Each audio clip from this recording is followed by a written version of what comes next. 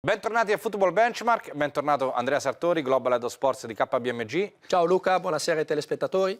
Oggi vogliamo parlare delle magnifiche 8 della Champions League, quelle che si sono qualificate ai quarti, che fra poco si incontreranno, per cercare di capire a livello economico quali potrebbero anche essere, se vuoi, le previsioni sul campo, posto che poi dopo ci sono delle grandi sorprese, come vedremo.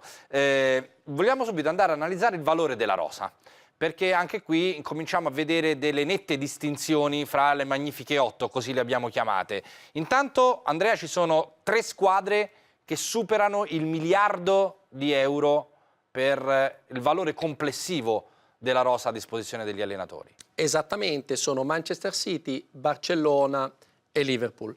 Però direi di sottolineare un evento in un certo senso straordinario. Erano 7 anni dai tempi della qualificazione di Benfica e Apoel Nicosia che 2 squadre non Big Five, Ajax e Porto, si qualificavano ai quarti di finale della Champions League. Interessante anche vedere praticamente la differenza tra i valori di squadra. E prendiamo alcuni degli scontri. Per dire Liverpool-Porto c'è una differenza di valore di squadra di 5 volte. Quindi sul campo la partita non sembra essere molto equilibrata. Anche la differenza tra il valore della rosa della Juventus e quella dell'Ajax è oltre 500 milioni. Oltre il doppio. Più del doppio.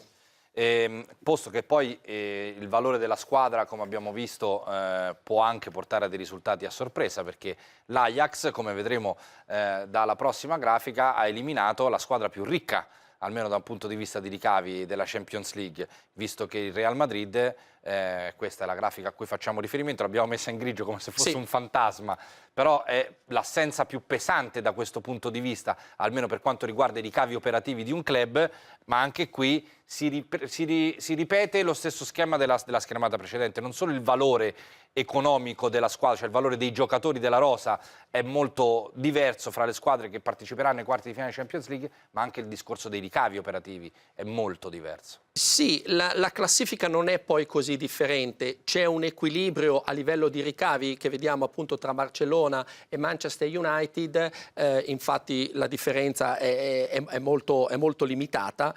Ancora una volta vediamo che il Liverpool rispetto al Porto ha dei ricavi che sono 5 volte superiori. Queste 8 squadre tutte insieme fanno circa 3 miliardi e mezzo di euro di ricavi. Però ritornando alla grafica precedente, un breve commento per analizzare, diciamo, il potere economico. Oggi come oggi, cioè, i ricavi sono importanti, però il valore della rosa e soprattutto quanti top player tu hai all'interno della rosa è fondamentale. Sono quelli segnati in rosso. Sono quelli segnati in rosso, e per quello che sono voluto ritornare su questa grafica. Il Manchester City ha 11 giocatori che valgono più di 50 milioni di euro. L'Ajax e il Porto non ne hanno nemmeno uno.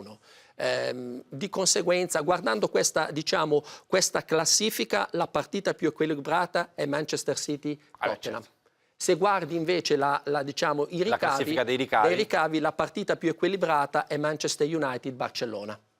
Che forse anche a livello tecnico, mi verrebbe da dire, potrebbe essere quella più equilibrata. Sì. Continuando nell'analisi invece dei conti, e quindi rimaniamo nel discorso finanziario, è sempre molto interessante andare a scoprire il rapporto fra gli stipendi e i ricavi. C'è la solita soglia della UEFA al 70%. Sì. Qui vediamo nel nostro grafico quanto spendono le 8 squadre per pagare gli stipendi ai giocatori e allo staff. Con il pallino rosso invece il rapporto appunto fra i ricavi della società e gli stipendi. Esatto. La più virtuosa è sicuramente il Tottenham, perché è al 41%. Sì. Quella più spendacciona, ma già ne avevamo parlato nelle precedenti puntate di Football Benchmark, quasi a sorpresa mi verrebbe da dire, visti i ricavi, è il Barcellona.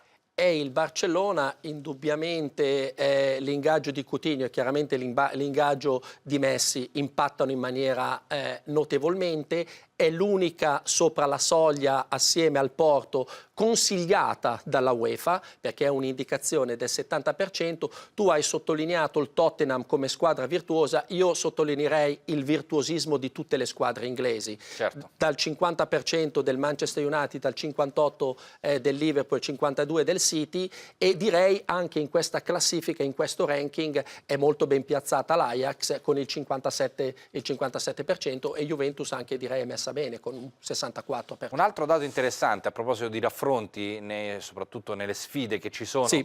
In questi quarti di finale di Champions League, è relativo appunto agli stipendi. 1-4 era il rapporto maggiore della scorsa edizione della Champions League, quest'anno 1-10. Sì.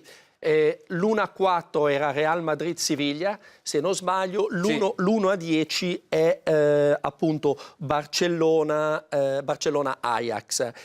Ma se prendiamo anche la partita Juventus-Ajax, gli stipendi della Juventus sono 5 volte superiori a quelli ai giocatori dell'Ajax. Questa invece che abbiamo visto mentre parlavamo ancora del discorso degli stipendi è la redditività prima delle tasse. Sono tutte squadre più che virtuose.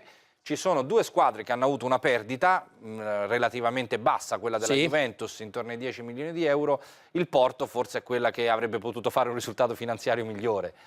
Ci sono dei dati molto interessanti in questa classifica. Prima di tutto 136 milioni di profitto utili ante imposte è il record mai realizzato nel calcio appunto dal Liverpool, annunciato qualche settimana fa. Abbiamo 6 su 8 che praticamente sono in positivo. Il negativo della Juventus è maggiormente legato all'eliminazione, probabilmente ai quarti di finale della Champions League lo scorso anno con il Real Madrid. Ricordiamo che la Juventus è passata da 58 milioni di profitto prima delle imposte a meno 10, però oltre all'impatto della Champions, perché la Juventus arrivò in finale a Cardiff, c'era anche la plusvalenza di Pogba. Che chiaramente non può non pesare. Che non può non pesare a bilancio. L'altra squadra che diciamo è negativa, anche se i numeri non sono eccessivamente grandi, è il Porto.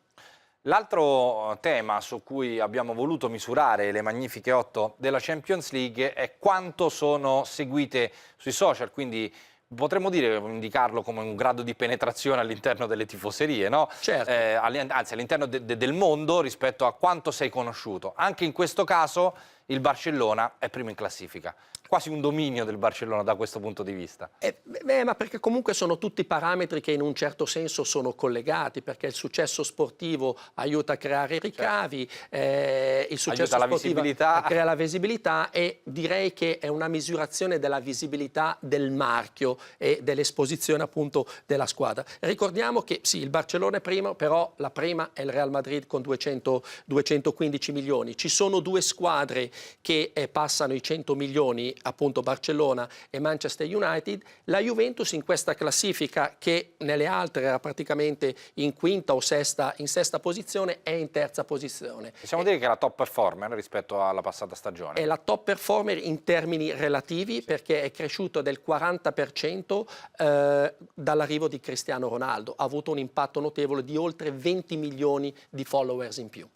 Le ultime in classifica, che non superano neanche i 10 milioni, sono Ajax e Porto per evidenti motivi, sia il discorso che appunto si affacciano ai quarti di Champions League dopo molti anni, e una politica a livello di brand sicuramente meno efficace rispetto alle grandissime, no?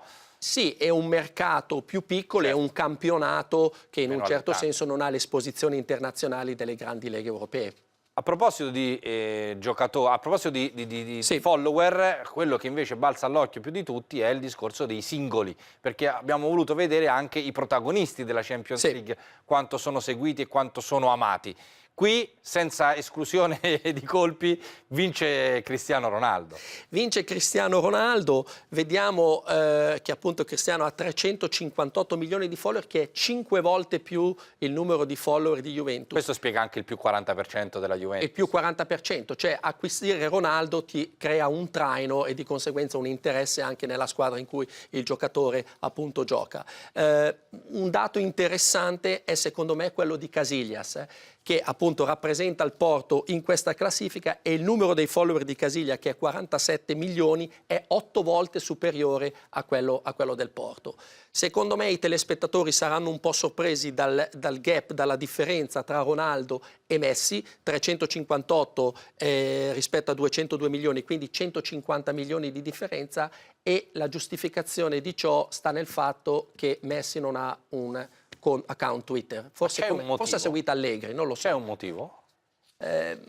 Non lo so. Onestamente perché ce lo siamo chiesto tante volte. Però onestamente non so qual è la ragione. Ma non so, forse Twitter richiede più immediatezza, più necessità anche di commentare, forse c'è anche più una parte diciamo descrittiva, mentre Instagram con delle foto, con delle immagini, in un certo senso Più empatica. È più empatica e anche forse più facile da gestire. Bene, allora, in attesa che Messi si iscriva a Twitter o che perlomeno riesca a colmare il gap, c'è in un campo in cui sicuramente Cristiano Ronaldo è superiore a Messi, visto che stiamo parlando in questi giorni del testa a testa continuo degli ultimi 10 anni fra i due campioni. Grazie Andrea Sartori. Prego. Vedremo sul campo se poi questi parametri economici saranno rispettati, oppure è la bellezza del calcio, qualcuno meno male riesca a stravolgerli. Grazie mille davvero, ci vediamo la prossima settimana, anche con voi Football Benchmark torna giovedì prossimo.